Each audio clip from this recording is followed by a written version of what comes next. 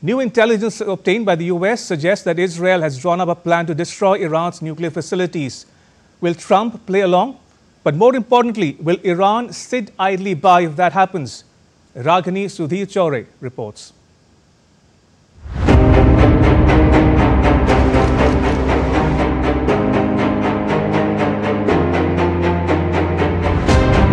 Iran's supreme leader, Ayatollah Ali Khamenei, has publicly rejected US demands to end uranium enrichment. Iran's semi-official Mehr news agency quotes Khamenei as saying, "We don't wait for anyone's permission. Iran has its own methods and policies. Enrichment is not negotiable." As Iran doubles down on enrichment, which is a cornerstone of its nuclear capability, the hopes for a new nuclear accord hangs by a thread. Despite ongoing talks with US officials, mediated by Oman and scheduled to resume in Italy, there's a chilling realization settling in. Both sides are digging into their respective red lines. Trump's special envoy, Steve Witkoff, has called enrichment a non-starter. Tehran says that the US demand for Iran to forego enrichment is illogical. So the question is, what happens when diplomacy meets a dead end?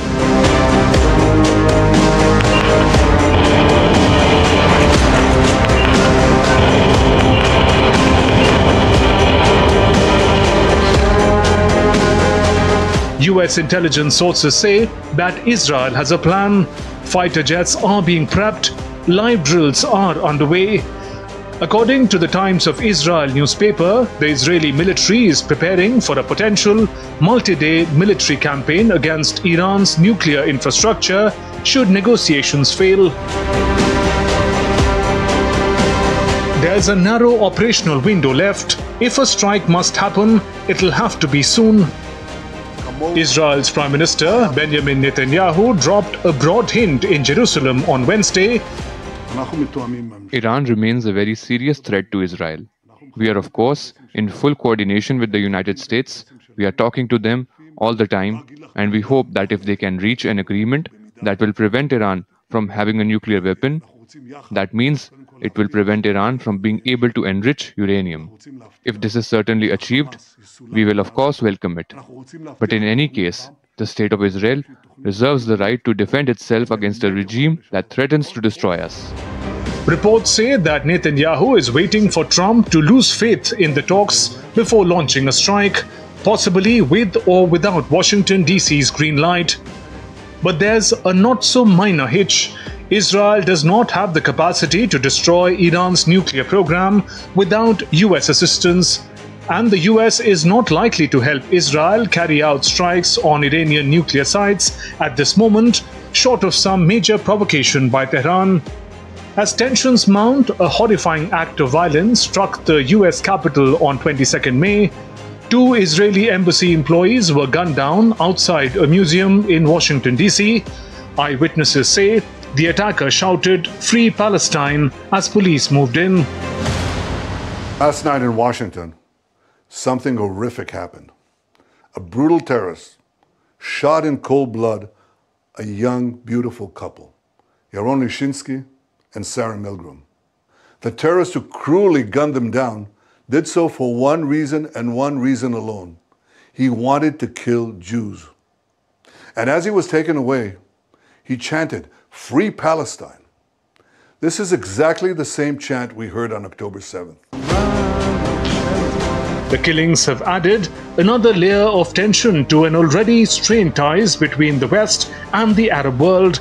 Could this be a lone act of terror or the beginning of something different? Will it lead to a nuclear war? Back in Rome, the 5th round of indirect US-Iran nuclear talks are on a knife's edge. Mediators from Oman are trying to salvage what little goodwill remains. But with Khamenei pouring cold water on the process and Netanyahu watching with his finger on the trigger, the question on everyone's mind is this: can diplomacy survive another breakdown? Since Trump withdrew from the 2015 Iran nuclear deal, Iran has ramped up uranium enrichment.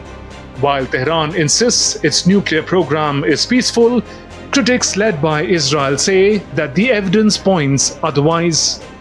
Iran is in no mood to budge. Iranian Foreign Minister Abbas Araghchi said that these positions have been met with Iran's immediate response. Uranium enrichment is not a negotiable issue from our perspective. I have already given a clear response over the past few days, and today the leader of the Islamic Revolution has also made the position absolutely clear. So what's really at stake here? 1. A regional war that could draw in global powers.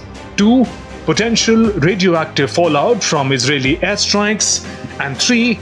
The collapse of trust in nuclear diplomacy that would probably last a generation and more. If these talks fall apart and bombs start raining, it won't just be about enrichment anymore. It'll be about survival, sovereignty, and future of nuclear restraint. Iran stands defiant, Israel stands ready, and the world holds its breath. Will peace be given a chance, or has the window already closed? And what happens to a Nobel Peace Prize for Trump? Ragini Sudhir Chore for DD India.